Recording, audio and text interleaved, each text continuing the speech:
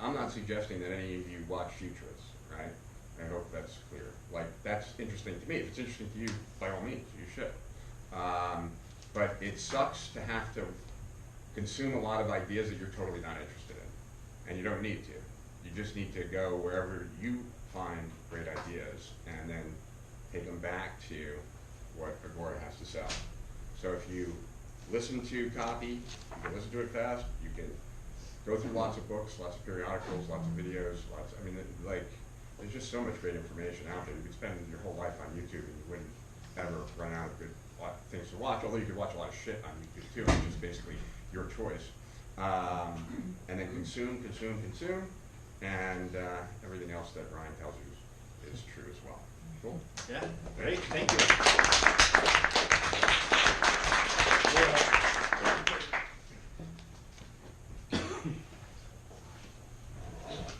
So I've got a special announcement. All of you guys, this table here, this room, all of you now have new jobs. You've all been promoted to sales detectives. That's all. So this badge gives you the right, the legal right, to use any legal means necessary to find a big idea. Okay? We'll get into what that means right now. But if anybody gives you shit, okay, like, I'm too busy to talk to you, Manny, I got too much going on. Yeah. Or, hey, Jamie, I don't have the information to you. You whip this out and say, give me what I need. I'm a sales detective, all right? Has a legal right to get whatever means I can to, you can wear them if you want. You can put them in your wallet or something, right? Okay. So, let's talk about creating ideas. And I'm going to read you something from Eugene Schwartz. Eugene Schwartz says, you don't curate an idea or headline, you dig it out of the market research, and you wring it out of the product. You read, you listen, you experiment. The creativity is not in you, it's in your market and your product. All you're doing is joining the two together. The two meaning the market and the product. So to kind of summarize that, from Eugene Schwartz, is connect, don't create. Okay? So from now on, working ideas, don't think like, oh, how am I going to create this? Like, I don't know how to, like, you know what, how this is going to, all you're doing is connecting. So connect, don't create. Kind of to summarize what Rich was just saying, you need to always be looking for and connecting ideas. Every day. That's your duty as a sales detective. Okay? Also, to kind of summarize what Rich said and also Eugene Schwartz, the keys are to number 1, research. Okay? 1, research. 2, experimentation. And I'd say 3, pitching. That's the keys. Research, experimentation, pitching. And connect, don't create. You went through this book, hopefully. I'm not going to go over it here because it's pretty self-explanatory. Basically, the idea is like you pack your brain with as much relevant information as possible, give yourself a little time, and allow your brain to make those connections. So you don't really force it. That's the hard part about teaching this stuff, is that creating a technique for producing ideas is a process. It's not step 1, step 2, step 3. If it's that easy to create ideas, then we'd just be creating them and minting money. Okay? So like, this kind of shit's hard. This is like, you could look at it, $10,000 an hour work, $100,000 an hour work.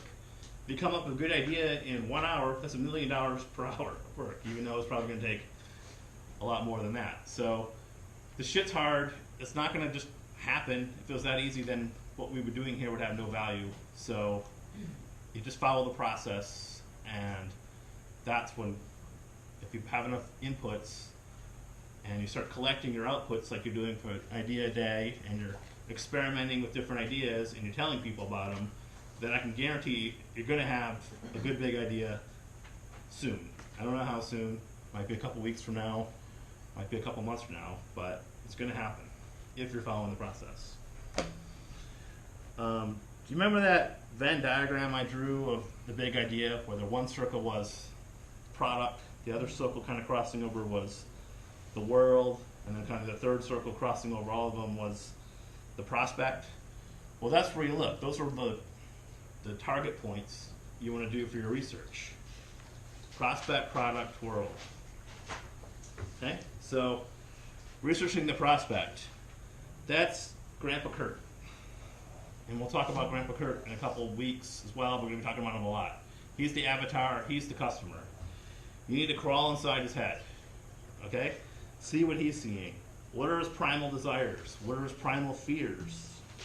What investments scare him or intimidate him? Remember talking earlier about the frame. Like, what is his frame for the things we're pitching right now? I mean, the things we're selling right now. Options trading. What's his frame for dividends? Okay? What investments intrigue him? Like, Bitcoin, at least before it started crashing, like this last couple of weeks, was very intriguing to people. These are our audience. Penny stocks, we just had a huge, successful push for a new penny stock product. Penny stocks are intriguing to people. It sounds risky in a way, and that's an objection that people have later in the sales copy, but penny stocks alone are pretty intriguing. It just is. People think it doesn't make any logical sense that, hey, just throw a couple of pennies or a few bucks down and you're going to make a lot of money. It doesn't cost you much. That's the way Grandpa Kurt looks at it. You know, what ways of making money does he feel comfortable with or can relate to right now? I mean, a lot of Grandpa Kurt's income probably came from a job, so he understands that's how one way to make money is a job. Another way he knows how to make money from is a pension plan or Social Security. Those are things that are very relatable to him. Like, he hasn't made a lot of money in the markets before. Kurt's made a lot of money from working hard and having pre-packaged programs that people have sold him in the past or from the government.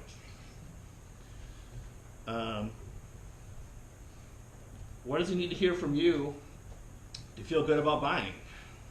You know, how do you find all these things? Okay, you do the research. The research is you read the same books he reads. Like, to Rich's point, you go on Amazon and see what his reviews are for the books he's reading. You watch the same TV shows as him. You listen to the same radio stations. You watch the same movies. How you talk to everyone you can talk to, especially people in Grandpa Kurt's demographic. I've gotten great ideas actually bouncing shit off like Uber drivers. A lot of them are kind of in our target market, really. I mean, they're usually, some of them you can find are older people trying to make more money, and that's why they're doing Uber. So a lot of them are very opportunity minded, or else they wouldn't be having that particular job. So talk to everybody. And the secret, I think Gary Bencivenga said it, is find out what people want and help them get it. Okay? So, looking at the world as a whole, you got to read our editorial and our products, like every day if you can. That's one way to look at the world, is what our editors are saying what the world is. And they probably, as possible, they might even have some interesting ideas that are right in the product that you can pull out and use for your big idea. You want to read outside editorial, books, Wall Street Journal, Zero Hedge, Drudge, every day. You want to find out what working promos are, all the working promos right now. Read them. Okay, that's a way to learn about the world, because it's in our prospect's mind, the other advertising he's consuming are part of his world. Okay. You want to know what's hot in the financial markets. You want to know what's hot in financial publishing. You want to find the story that nobody else is telling about the hottest thing in the markets right now. So find the story nobody else is telling. The last little idea I'll give you is actually, I'm borrowing this from Mike Palmer, is the Teenage Mutant Ninja Turtle idea, where I think he got this from Mark Ford actually, that Mark Ford was on an airplane one time next to the guy that invented Teenage Mutant Ninja Turtles. Right. Yeah, the comic book guy.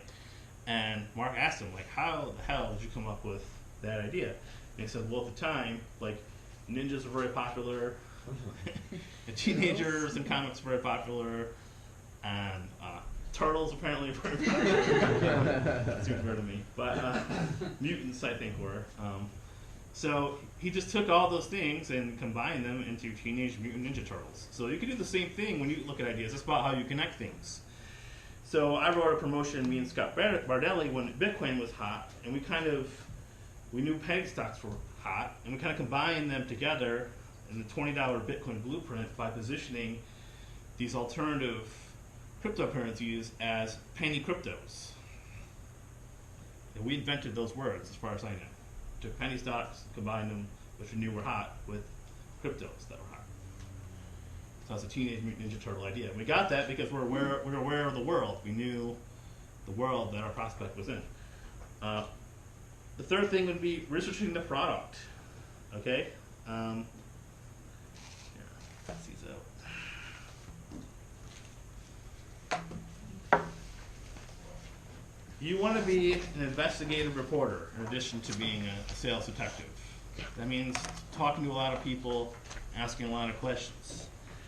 Who do you want to be talking to beyond people we talked about before, the possible prospects? Ryan's rule number 1, okay? You must interview the editor. You must do that. So if you have an idea and maybe it depends on which stage it is, but you need at some point before you write the promotions, the sooner the better actually, to talk to the editor and interview them.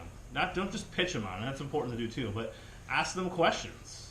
Dig deep. How, why, what, where, those kind of questions. And if you don't have an idea, that's another great idea, is just talk to the editor and interview them. I wrote a